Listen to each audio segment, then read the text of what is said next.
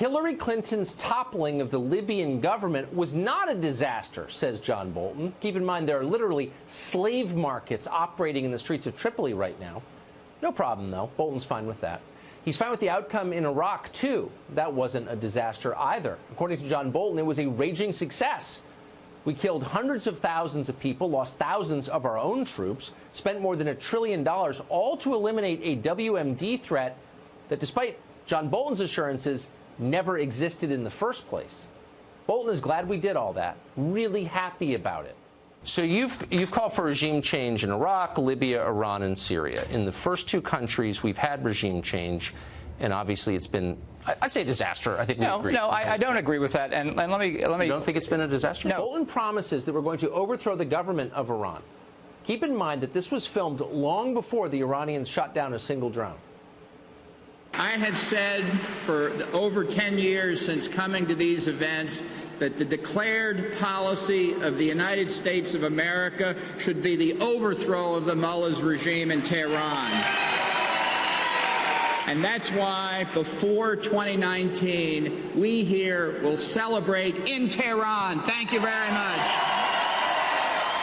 In other words, last night has been in the works for years. Let's go to what the president did yesterday. I've been very critical of it this morning. I call it a U-turn, the red line redux. I think that it's very important for all of our decision makers to recognize that weakness is provocative, and that, a world in which the response to attacks on American assets is to pull back or to accept the attack is a world in which America won't be able to successfully defend our interests. This is kind of a worst-case scenario. The president is showing that he ostensibly made a decision, had a National Security Council meeting, and wasn't willing to follow through. All in all, this shows gross disorganization and a president who can't seem to make up his mind, even on something as important as a military strike on Iran. Policymakers in Washington crave a war with Iran. Last night was supposed to be the first domino. At the last minute, the president thwarted their plans. For that, he's being vilified. But in the end, it didn't happen. The president pulled back. This morning, he explained why. They came and they said, sir, we're ready to go. We'd like a decision. I said, I want to know something before you go. How many people will be killed? In this case, Iranians. I said, how many people are going to be killed? Sir, I'd like to get back to you on that. Great people, these generals. They said, came back, said, sir, approximately 150. And I thought about it for a second. And I said, you know what? They shot down an unmanned drone, plane, whatever you want to call it. And here we are sitting with 150 dead people that would have taken place probably within a half an hour after I said go ahead. Yeah. And I didn't like it. I didn't think it was proportionate. How many people will be killed? The most basic of all questions, but a question that's too rarely asked by leaders contemplating war. 150 people wiped off the planet in retaliation for a broken drone. Every one of them, the president reminded his staff last night, someone with a family. The whole thing, in the end, offended his sense of decency. He said it seemed disproportionate, and it was. Moreover, airstrikes would have led to a wider conflict with Iran. That, of course, was the entire point of it. Policymakers in Washington crave a war with Iran. Iran is not Syria or Iraq. It's a big, rich, sophisticated country with an ancient culture and a cohesive population. In some ways, it's an impressive place, not at all like the chintzy prefab capitals of the Arab world, like Riyadh or Dubai. We could beat Iran, but it would not be easy. It would cost trillions of dollars. Many thousands of Americans likely would die. China would love it. They'd be the only winners in that conflict. Donald Trump was elected president precisely to keep us out of disasters like war with Iran. So how did we get so close to starting one? Simple. The neocons still wield enormous power in Washington. They don't care what the cost of a war with Iran is. They certainly don't care what the effect on Trump's political fortunes might be. They despise Donald Trump. Now, one of their key allies is the National Security Advisor of the United States. John Bolton is an old friend of Bill Kristol's. Together, they helped plan the Iraq War. When Bolton made it to the White House, the neocons cheered. Left-wing New York Times columnist Bret Stephens took a break from attacking Donald Trump to celebrate his hiring. Stephens assured MSNBC viewers that John Bolton was a great choice because he would push the president toward war. Their country's not doing well economically at all. That can be changed very quickly, very easily.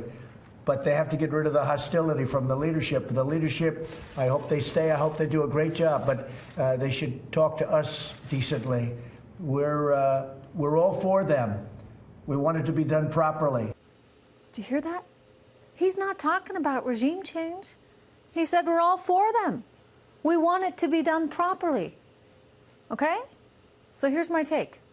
And I've talked to a number of Iranians, and I've talked to a number of people in this administration. My advice here, Iran's leadership needs to get over itself, really, for the sake of the people, the world, and quite frankly, the leaders themselves. You heard him. He's not interested in regime change, so why the heck are you doing stuff like this?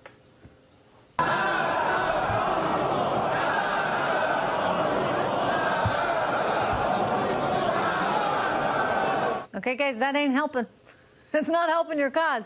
Instead, Iran, you need to take a page from Mexico's book. Iran can learn from Mexico. Remember how the president threatened tariffs as high as 25% for Mexican goods? Well, what did Mexico do? It hightailed it to Washington. It sat down and negotiated with this administration. Tonight, Mexico's putting 15,000 troops on its borders with the U.S. in order to help patrol the U.S.-Mexican border. Nicely played, Mexico. And guess what? So far, no tariffs. So the same opportunity as we speak exists for Iran. The president's saying tonight, as you heard, that he's ready to sit down and he's ready to negotiate with Iran. And he's been saying this for quite some time. Watch. Iran is in trouble. And you know what? I'd love to negotiate with Iran. They're not ready yet, I don't think. And at some point, they're going to get very smart, and they're going to come back and negotiate a real deal, a fair deal, and a deal that lets them thrive. We want them to thrive. I ended the Iran deal. It was a ridiculous deal. I do believe that they will probably end up wanting to meet, and I'm ready to meet anytime they want to. Did you hear that? I mean, so Iran, pick up the darn phone, would you? The Iranians can't seem to get beyond the tearing up of Obama's deal. Stop feeling so bad for yourselves. Wake up. Deal in reality. You may not like it, but the United States holds the cards. So show up, play nice, and act like a responsible world actor. And I'm pretty sure your economic troubles will be eased. He said it right there. He said Iran could thrive, but they need to play ball. Joining me right now, former Deputy National Security Advisor under President Trump, Katie McFarland. Katie, welcome back. You're absolutely right. Well, thank you very much. You say they're ready, though. Like I'm saying, ready. What the heck is wrong with them? Why don't they just pick up the phone and do it? They need to get their macho back. I mean, look, Trump has all the high cards, right?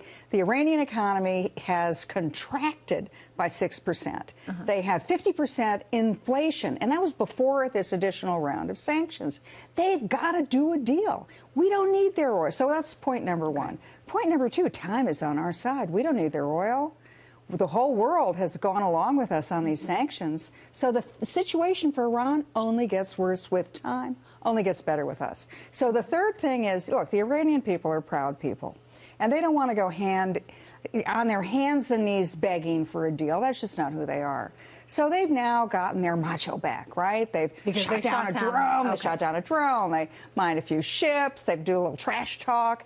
I think they're now in a position to answer Trump and say, well, now that we're ready, now that you're ready, maybe we're ready. Okay, so if they're ready, I mean, he's ready. By the way, the president keeps saying that over and over again. I'm ready. So if they're now ready and everybody gets in a room and they talk, what does a deal look like? What are we asking for? What do we need, and what might they get in return? Okay, what we've asked for is we want you to stop your nuclear weapons development program. We want you to stop your missile program, which is how you deliver a nuclear weapon. And we want you to stop supporting terrorists. We want you to join us then in the international community. We want to welcome you with open arms. What's it mean for Saudi Arabia? Not to interrupt. Well, there was also with Saudi Arabia. But, you know, the thing is, they'll work out the negotiating points of the deal. That, to me, is just a detail. Trump has laid down the bigger deal, which is we want to negotiate with you. We want to do it on our terms. We're going to let you have a fair situation as well. We want everybody to be happy with this outcome. And because time is on our side, they've got to come negotiate, whether it's this year, this week, this month. And if it's not these guys, it'll be the government that comes after them that will negotiate.